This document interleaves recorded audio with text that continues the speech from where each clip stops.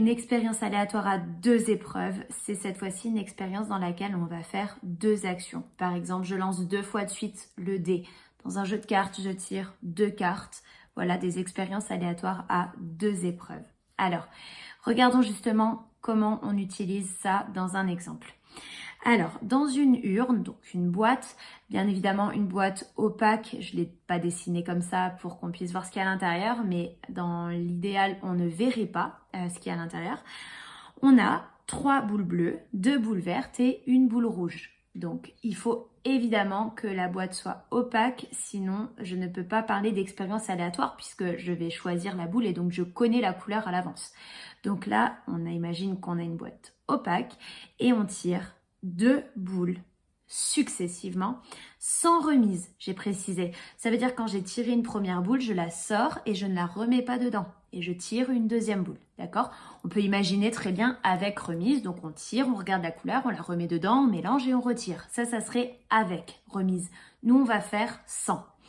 Alors, ce qui nous intéresse dans cet exemple, c'est de calculer la probabilité d'avoir 2 boules de suite de la même couleur.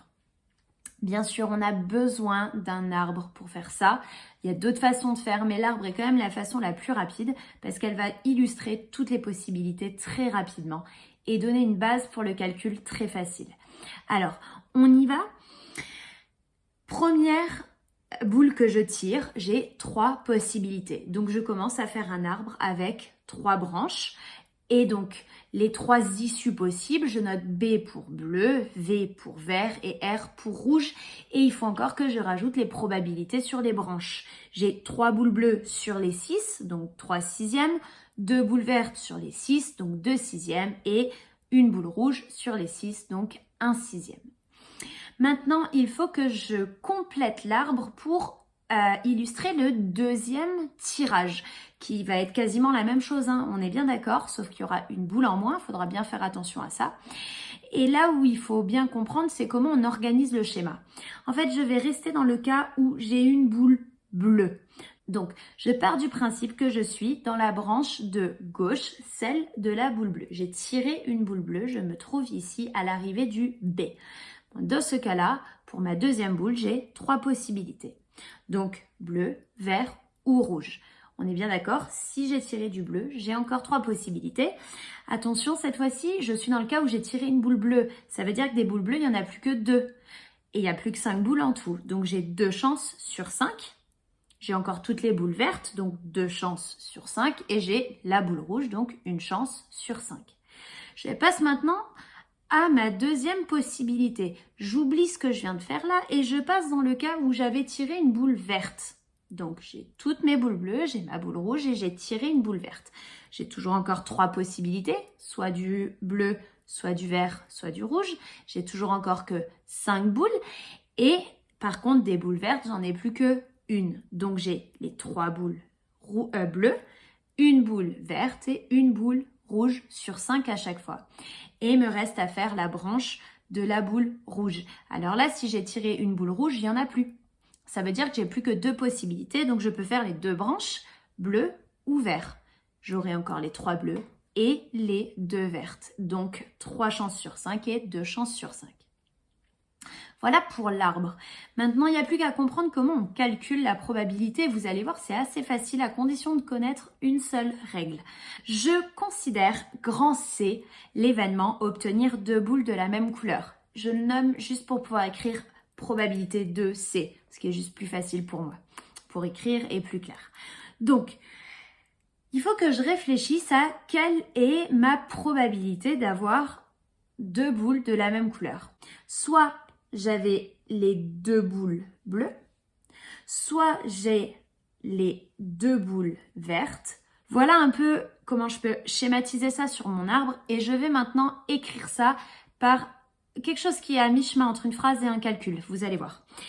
Alors, je vais noter que la probabilité d'avoir 2 boules de la même couleur, donc la probabilité de l'événement C, c'est égal à la probabilité d'avoir du bleu et ensuite du bleu, ou alors à la probabilité d'avoir du vert et ensuite du vert, ou alors à la probabilité d'avoir du rouge et ensuite du rouge. Et on sait déjà que ça va pas m'intéresser puisque c'est pas possible ici.